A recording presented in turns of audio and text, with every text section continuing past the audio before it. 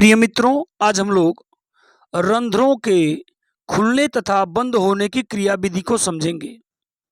चित्र में यहाँ दिखाया गया है रक्षक कोशिका और बाहर की ओर सहायक कोशिका दिखाई गई है और दोनों रक्षक कोशिकाओं के बीच में जो जगह है उसको रंध्र यानी स्टोमेटा कहा गया है और इन रक्षक कोशिकाओं में क्लोरोफिल पाया जाता है। तो दिन के समय ये रंध्र खुलते हैं और रात के समय रंध्र बंद हो जाते हैं। इसको समझना है कि दिन के समय क्यों खुलते हैं और रात के समय क्यों बंद हो जाते हैं। इस बात को समझेंगे।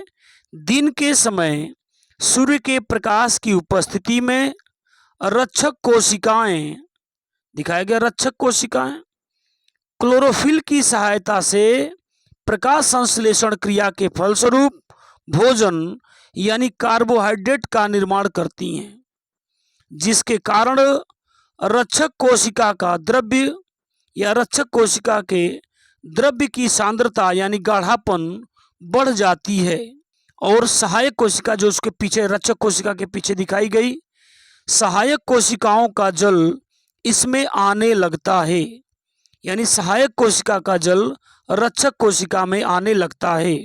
रक्षक कोशिका की बाहरी पतली दीवार पीछे की ओर फैल जाती है। इसकी बाहरी जो दीवार होती है पतली होती है, जल भरने के कारण यह पीछे की ओर खिंच जाती है, पीछे की ओर फैल जाती है, जिससे भीतरी मोटी दीवार यानी भीतर की ओर जो मोटी दीवार है, यह मोटी दीवार भी पीछे की ओर खिंच जाती है और रंध्र खुल जाता है। यानी यह इसकी दीवार भी पीछे खिंच गई, इसकी दीवार भी पीछे खिंच गई, इसलिए यह रंध्र खुल जाता है।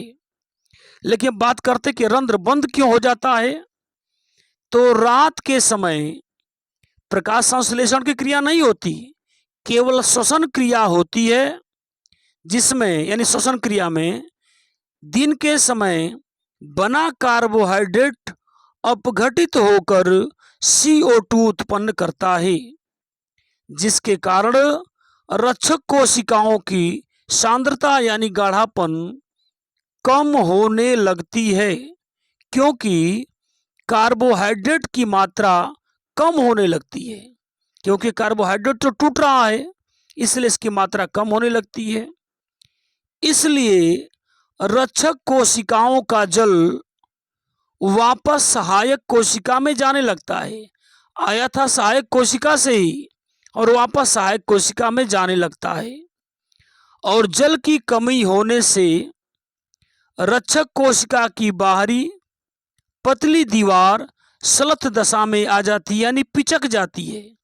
तो जब बाहरी दीवार पिचक जाती है, उस पर दबाव कम हो जाता है, तो भीतरी जो मोटी दीवार है उस पर भी तनाव कम हो जाता है, जिससे रंध्र बंद हो जाता है।